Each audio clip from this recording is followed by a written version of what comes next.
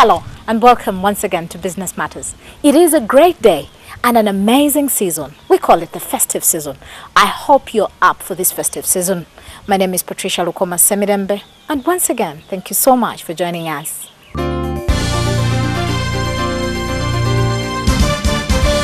In the program today, we'll look at agriculture trends and some of the new evolving technologies geared towards bettering the sector, thus enhancing productivity in agriculture. It is for this same reason that we host Fodder Solutions Uganda, a company that has perfected patented systems of growing sprouted grain, which is locally known as fodder. Addressing smart farming in Africa is a golden way to ensure a better agricultural environment and sustainable productivity levels. In Uganda, the agriculture sector will greatly benefit from the introduction of the hydroponic solution, a new form of animal fodder that will enhance beef, dairy, sheep, goat and poultry production. The fodder solution equipment sprouts the seed into an organic, highly nutritious animal feed by growing grains like barley in a controlled hydroponic environment. A farmer will need to buy the appropriate seeds he intends to grow. Barley seeds for the fodder are said to contain all required nutrients at the right proportions for animal nutrition and are also readily available in the northern part of Uganda. Dr. Emma and Washington MUGERWA have initiated this new technology in Uganda for reasons such as limited availability of land resource due to high population growth, a serious challenge to livestock production for a highly demanding meat and milk market. This demand calls for new innovations to overcome this challenge. Intensive livestock feeding systems and production of high nutritive fodder are the solution not only to land scarcity in Uganda but also in improving the availability. In the economy right now, we don't have enough land in Uganda or anywhere else when we are farming. So if we end up one who needs to farm needs a lot of land, that's what we think in our mindset. And then even when you are farming, we think we need a lot of land, and then even when in that lot of land we don't have enough, the weather is not the climate, there's a lot of climate change whereby the seasons have changed, so you can plant and grow your fodder or your pastures, but at the same time they don't grow well. This is an innovation whereby it's a revolution in farming or food for animals, where now the animals, we can grow animal feed in only 6 days. Now that saves on the time of one spending time in the fields cultivating pastures, for example napier for cattle, or even the maize that will be turned into maize bran for pigs or chicken. So now we have a short time, we have a small space and a short time to produce that. That is where it came from. Ideally lack of land and lack of good pastures. And even if you had the land to plow or to cultivate these pastures, you may not have the climate or the weather may not be favorable for you to really produce that good enough pasture and in plenty. That's why this came up. So when you took us through the fodder processing, the whole experience, right from the seeds to the harvesting, for me, probably if you can explain how much does the natural fodder grow compared to the 6 days? Now, for example, if again we use the barley seeds, it will take 3 to 4 months to produce that height or fodder for in the natural setting, okay, where you also need space and where you need good climate, which is vis-a-vis the 6 days. All you need is just controlled environment and good seeds, and everything will be done in 6 days. Now, but besides processing fodder on your farm, what other farming activities do you engage yourself in? We keep fish, or we have aquaculture, that is fish farming in a greenhouse. Then we keep pigs, piggery, and then we keep dairy, cattle. For now we have only one, and then we just have a few chicken, and then we also have banana plantations and vegetables, high value vegetables. Beyond the ability to grow fresh feeds during the dry season, Fodder Solutions sprouts provide a superior feed product for all types of livestock. Fresh sprouts have high concentration in protein, energy, digestible fiber, and concentrations in minerals, amino acids, and vitamins. Studies have shown other benefits include reduced bloat and higher fertility in animals. I want you to take us through the process, of rearing pigs, because I enjoyed myself when you're entering. You really have to take off, you take off a bit of the dirt, and enter into the section. Why so?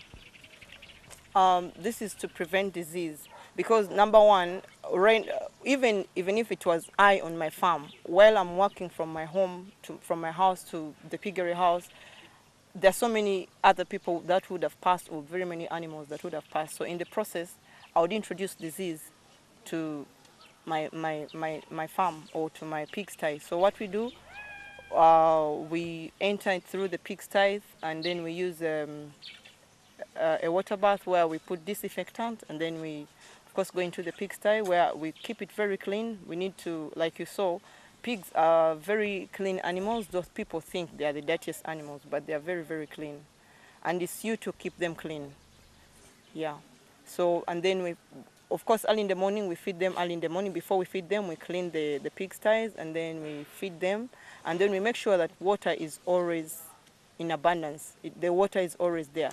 Because if it's not there, then even if you give a lot of food, when you don't have water, you're doing nothing. Water is a very important aspect in farming, not only in piggery, but in everything you do. Water is very, very important. Now, talk about the water. When we were when we're going through this, the tour with you guys, there was something about the fact that there's no waste on your farm. You actually utilize every single waste, whether it's the feces of the livestock. There's a way you actually turn the waste into something more productive. Can you take us through that process? Because we saw the mulching in the plantations, and we also visited the pigs, and we saw that the dung, how do you call that, the feces, and how you turn that into biogas, from waste into biogas. Well, can you just take us through that process, the fact that there's nothing that is wasted on your farm? Yeah, actually it's called waste management, whereby when like, for example, the pigs, when the pigs pass out their dung, they've digested their food, and actually it's waste, but we trap this waste and then take it into the garden.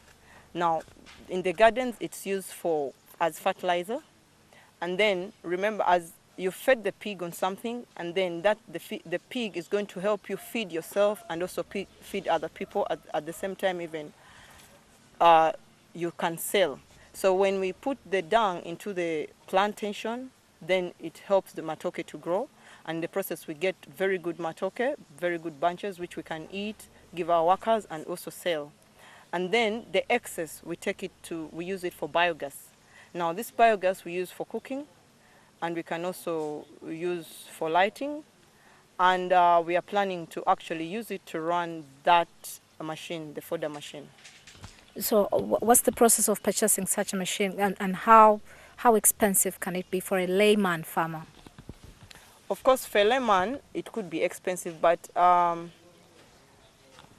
it's your passion, it's what you really think about, or what you think you're going to get out of something that can enable you, that pushes you.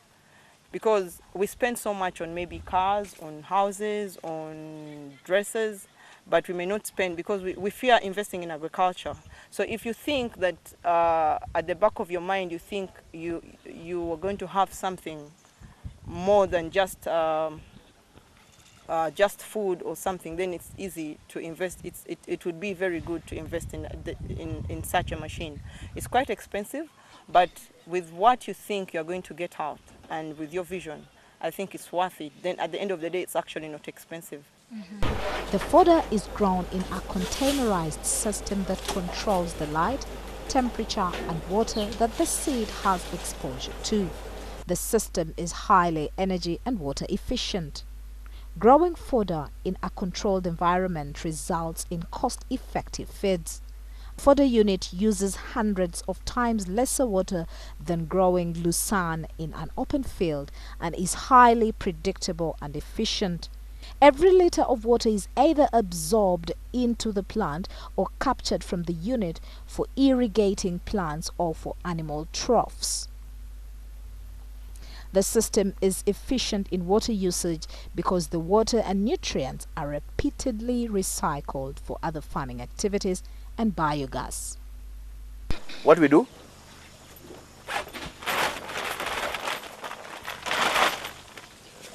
We mix it with the same ratio. We use 25 kgs of dung, which we mix with 25 liters of water to get the same ratio. We mix and then pour inside the plastic digester. This system is under a greenhouse. Why a greenhouse? The greenhouse helps in accumulating heat in order to speed up the reaction. Now, truly agriculture is the right way to go. As new technologies evolve, it gets bigger and better. Right now we go for a short break, but of course when we return, Business Matters continues. Just to remind you, this program is proudly sponsored by Uganda Clays.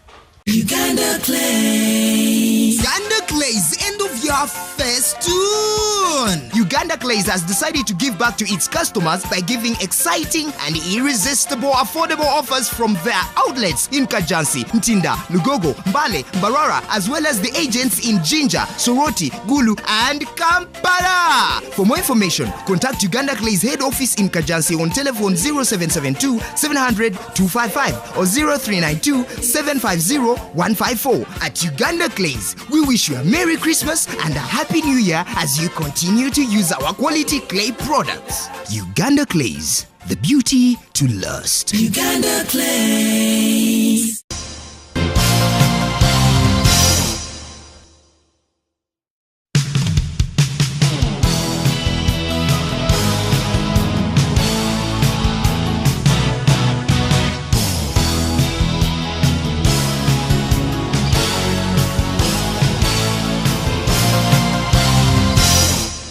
The hydroponic system is delicate and requires close and constant care. Failure to take the necessary care can be disastrous. Unless the fragile system is automated, the crops cannot be left unattended for a long time.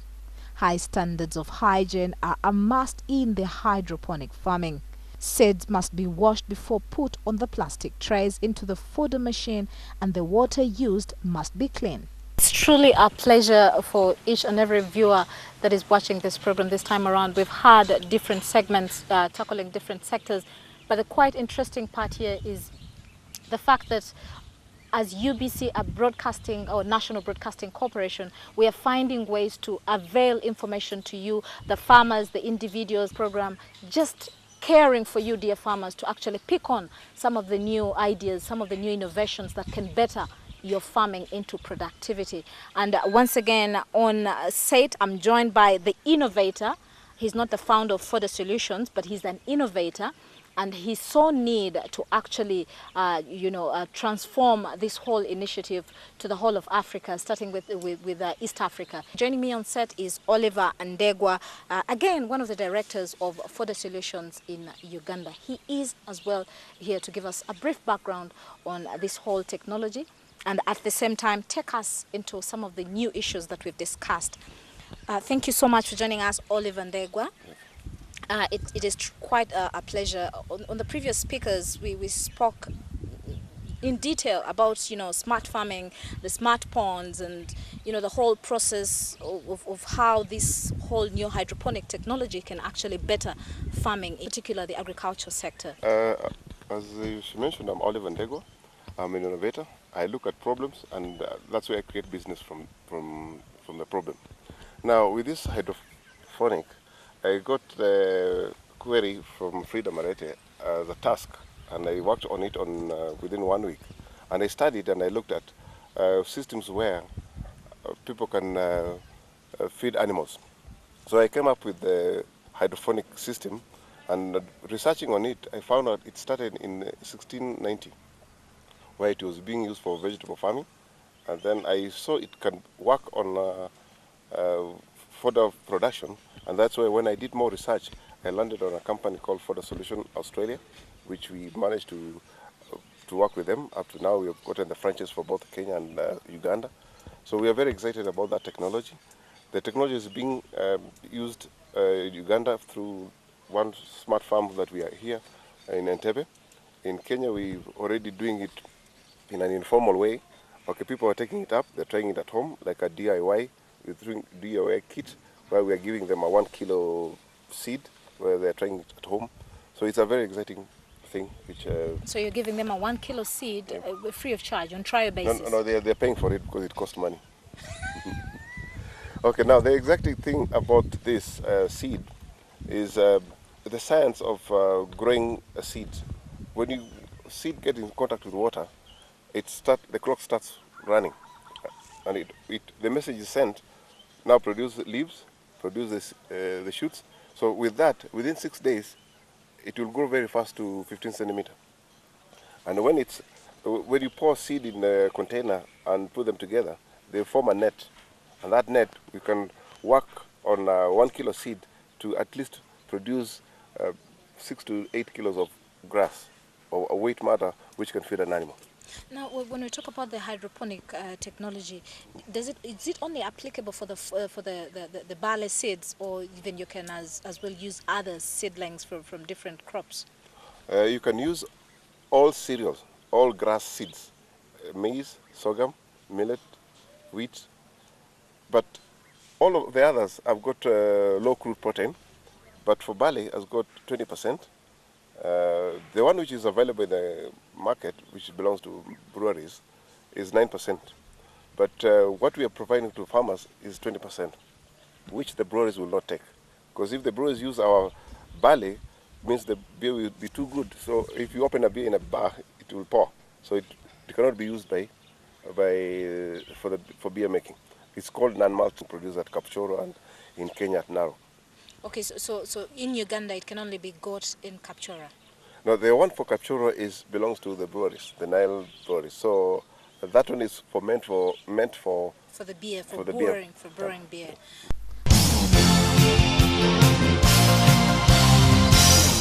Well, like you saw in the previous discussion, or I can call it a dialogue, I had a chance to meet with Dr. Emma, and her and the husband actually gave us a tour. But then we really need to look at the source, the root of where she gets all this knowledge, and that is from Frida Marete, and she's here to kind of throw more light on some of the issues that she's discussed, and probably touch on some of the agricultural benefits that probably may not be fodder growing in the country or fodder technology, but there could be something else that can benefit you, a farmer in the rural poor. Frida, thank you so much for joining us. When we were having the tour, you were actually not among the team that was taking us through the tour, but we actually had a quite interesting experience. And if we try to follow the route of where all this knowledge is coming from, I would want to hail you and praise you for coming up with such an initiative. But probably the first and foremost, I would want to understand, how did you come up with this? What inspired you to come up with such an initiative? Okay, what happened? In Nairobi, I have a company that is called AGROTUNNEL International. This company specifically deals in greenhouses, that is for medium-sized farmers and big-sized farmers. And I normally feel it's very important for the farmers to get the knowledge. So we normally hold trainings where we invite people across the border to come and attend our trainings. But this innovation where I came up with, I was sponsored by Bill and Melinda Gates, that is United States of International America. This is USAID Nairobi, and I got a chance to be current through for 4 months. And this is the time that one of my lecturers said, it's very important for you, if you're dealing with the farmers, is good to try and raise their pain and need. That way, as an entrepreneur, you'll be able to be in business for a long time. So when I came back, I told my partner, who is a researcher, to try and do research on why what is the pain and need of a dairy farmer. This is how we came up with the hydroponics, and since we have been assisting farmers with the greenhouses and doing the agronomy of the plants, every time we go to the site, we can also be able to see, or the farmers will always complain, honestly, there is a challenge we are facing. We are having shortages of fins, we really don't know what to do, they are very expensive. So the moment my partner started doing the research, we discovered outside there in India, in Australia, people are doing hydroponics. Then we were like, if it's being done out there, why is it not being done in Africa or in East Africa in general? So we started inserting sessions where we'll train farmers who are doing dairy, who are doing poultry on hydroponics. Because we discovered when you do hydroponics, especially for those who are doing chicken, the small women around, the youth, they can be able to start a business with 100 chicken, feed them on Fodder, and they are able to earn more than even what they are going for the Cora jobs. So out of this, we got Ugandans in class, and they picked the interest, and I really thank them well, and I appreciate them, and I say, were it not for their passion, were it not for their money, spending money coming all the way to Kenya to learn about what are Kenyans doing, we could not be where we are today. So I'll tell even the other Ugandans, the one in Kenya, the one in Tanzania, you need to adventure. And you have a vision or a passion, you have to move, and you need to bring that back home. So out of this, we are like, honestly, we need to back up one of our directors in Fodder Solutions, where I organized another trip to take them to South Africa. We went down to South Africa, and so these things are practical. It's working there. And now we discovered even in Kenya, we are teaching people simple modification initially, where you as a small scale farmer, since the machine is very expensive, with 100 shillings Kenya money, which is about 6,000 Uganda money, you can be able to start off. But this is now a shortcut for you just to feed your animals, but not to teach other people, because the shortcuts involves a lot of challenges. There is the mold that can easily kill your animals. So you need to do it automation the right way. And out of this, one of our directors, who is Washington MUGERWA, is in Entebbe, he said, honestly, I'm about to leave the piggery farming because the feeding, I cannot afford it. So when we went down, we visited farms that are doing piggery, and that is how now he imported a machine that is able to produce 350 kilos per day to feed his animals, and he is very excited. And out of that, he is also making money. So this venture is like a business, because even the neighbors around are in pain and need of animal feeds. They are not able to feed the animals during the dry spell. And with the machine now, you don't have the drought season. There is no time you'll be like, now I don't have the feeds, they're very expensive, there is a shortage, I'm being cheated, I'm being given brand that is not brand. So he's making money, and he is supplying right now even part of the government, where farmers come, because an animal will only need 14 kilos of Fodder per day. So he sells this Fodder, and then he gets money out of it. So that is the far we have come, and we still feel we need to give the backup, because they really have the passion and they are really practicing. Hydroponics is created for greater efficiency in resource management. Studies show that hydroponic systems are at least 10 times more efficient in water usage compared to the field farming.